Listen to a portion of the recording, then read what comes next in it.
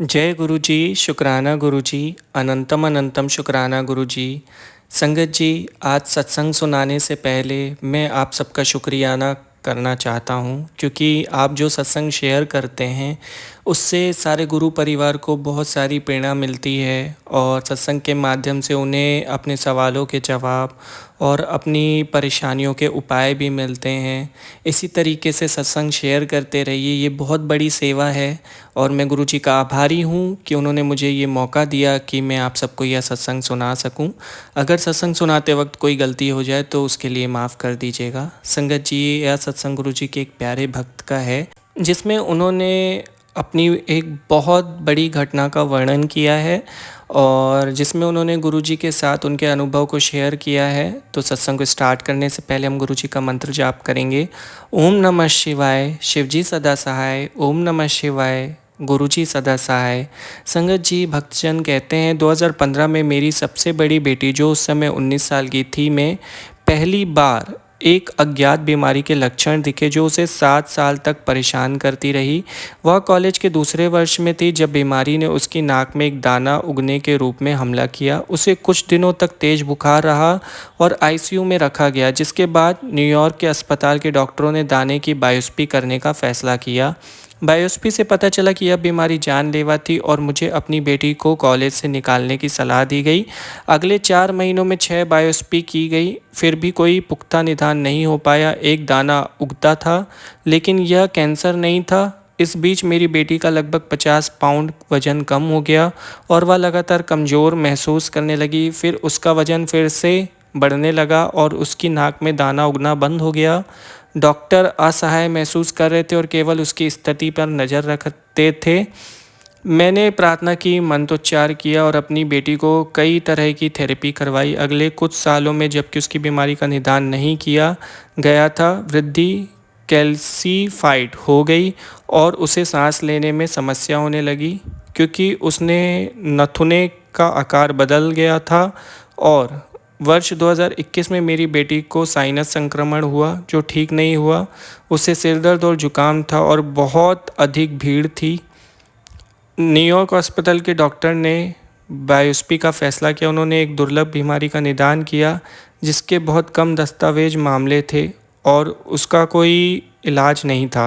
हालांकि उसके लिए स्टेरॉइड का एक कोर्स अनिवार्य था। अगले 2 महीनों में बहुत अधिक सुधार नहीं हुआ। इसकी बजाय स्टेरॉइड उसके लिए कठिन थे और उसकी आंखें प्रभावित होने लगी। न्यूयॉर्क शहर के डॉक्टर इसका इलाज करके कोई जोखिम नहीं उठाना चाहते थे और विशेषज्ञ पैनल के पास भी कोई सुझाव नहीं था। उन्होंने उसे न्यू जर्सी के एक अस्पताल में भेजा जहां एक सर्जन को उसकी बीमारी के प्रकार का कुछ अनुभव था। न्यू जर्सी अस्पताल में ट्यूमर बोर्ड को नहीं पता था कि इसका इलाज कैसे किया जाए। एक डॉक्टर ने यह सुनिश्चित करने के लिए सर्जरी का सुझाव दिया कि वृद्धि मस्तिष्क की ओर न बढ़े। क्रिसमस के करीब होने के कारण डॉक्टर सर्जरी के साथ आगे बढ़ना चाहते थे, भले ही भयानक संभावना की बात हो रही थी। मैं आक्रामक सर्जरी के खिलाफ था क्योंकि इसमें जटिलताएं और दुष्प्रभाव थे जिनसे मैं कोई भी मेरी बेटी के लिए दूर दूर तक अच्छा नहीं लग रहा था। इस समय मेरे चचेरे भाई को मेरी बेटी की बीमारी के बारे में पता चला। वह गुरुजी के उत्साही भक्त थे, आध्यात्मिक गुरु जिनके बारे में मैंने सुना था। मेरे चचेरे भाई ने मेरी बेटी और मेरे साथ रोजाना प्रार्थना करने का संकल्प लिया जब तक कि वह ठीक नहीं हो जाती। उन्होंने हमसे गुरुजी की तस्वीर छपवाने के लिए कहा क्योंकि हमारे पास कोई स्वरूप नहीं था और कम से कम उनके आशीर्वाद को उनके पवित्र जल प्रसाद के रूप में प्राप्त करना शुरू कर दिया। हमने गुरुजी को रोजाना प्रार्थना करना शुरू कर दिया। जैसे जैसे हमारी भक्ति यात्रा आगे बढ़ी, डॉक्टरों ने सर्जरी के बारे में अपना विचार बदल दिया। उन्होंने स्टेरॉइड का एक और दौरा शुरू करने और फिर एमआरआई करवाने का फैसला किया, जिससे उन्हें थेरेपी के प्रकार पर निर्णय लेने में मदद मिलेगी। सभी डॉक्टरों द्वारा सहमत दवा का कोर्स मुझे सही लगा और यह मेरे लिए बहुत बड़ी राहत थी। हमने एक बाधा पार कर ली थी और चूंकि हमने सर्जरी टाल दी थी, इसलिए मेरी बेटी और मुझे गुरुजी पर भरोसा होने लगा। जैसे जैसे क्रिसमस नज़दीक आ रहा था, एक दिन मेरे चचेरे भाई ने मुझे कुछ हलवा बनाने, गुरुजी को चढ़ाने और इसे मेरी बेटी के लिए प्रसाद के रूप में इस्तेमाल करने के लिए कहा। उन्होंने कहा कि गुरुजी ने उन्हें ऐसा करने के लिए कहा था। जब मैं गुरुजी की तस्वीर के सामने खड़ा था तो मुझे लगा कि गुरुजी मुझे हर दिन थोड़ा सा प्रसाद देने का निर्देश दे रहे थे कि यह मेरी बेटी की दवा थी। मैंने यह बात अपने चचेरे भाई को बताई और वह सहमत हुए कि ये वास्तव में गुरुजी के निर्देश थे और इसलिए उनका पालन करने की आवश्यकता थी। एमआरआई जनवरी के पहले सप्ताह के लिए निर्धारित किया गया था, लेकिन मैं कोविड-19 से संक्रमित था और इसमें देरी हो गई। जब हम न्यू जर्सी अस्पताल गए तो संचार संबंधी कुछ समस्याओं के कारण स्कैन नहीं हो सका। हम बाद में वापस आए और फिर से एमआरआई और मशीन के ऑर्डर में बाधाएं आई। मेरी बेटी ने स्टेरॉइड का कोर्स पूरा कर लिया था, लेकिन यह देखकर निराशा हुई कि एमआरआई, जो एक सामान्य लेकिन महत्वपूर्ण इमेजिंग टेस्ट है, नहीं हो सका। मुझे लगा कि कुछ बहुत अजीब हो रहा है। इस समय तक फरवरी आ चुकी थी और मेरे चचेरे भाई ने गुरुजी की आज्ञा का पालन करते हुए कहा कि पूजा और प्रसाद बंद कर देना चाहिए। जैसे ही हमने भक्ति प्रसाद बंद किया, एमआरआई शेड्यूल हो गया और एमआरआई रिपोर्ट स्पष्ट आई। मुझे भी स्पष्टता मिली। गुरुजी मेरी बेटी पर अपना आशीर्वाद देने के लिए समय निकाल रहे थे। न्यूयॉर्क अस्पताल के डॉक्टर गुरु ने फ़ोन किया, खुश और राहत महसूस करते हुए।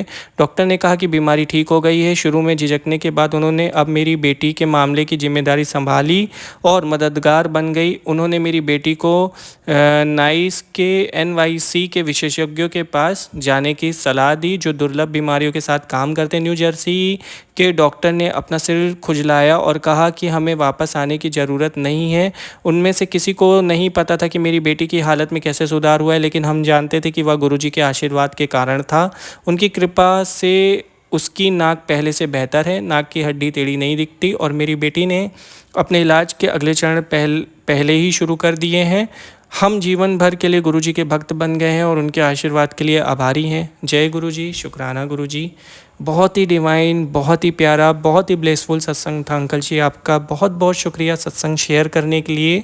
अगर सत्संग सुनाते वक्त कोई गलती हो गई हो तो उसके लिए माफ़ कर दीजिएगा। संगत जी, गुरुजी के प्यारे भक्तों से मेरा निवेदन है कि आप भी अपना शुक्राना सत्संग ज़रूर शेयर करें, क्योंकि सत्संग शेयर करने से बहुत सारी राहत मिलती है।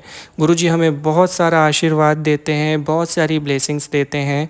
तो सत्संग ज़रूर शेयर करें और सत्संग शेयर करने के लिए डिस्क्रिप्शन में मेल आईडी है, वहाँ लिख कर भेजें या ऑडियो भेज दें।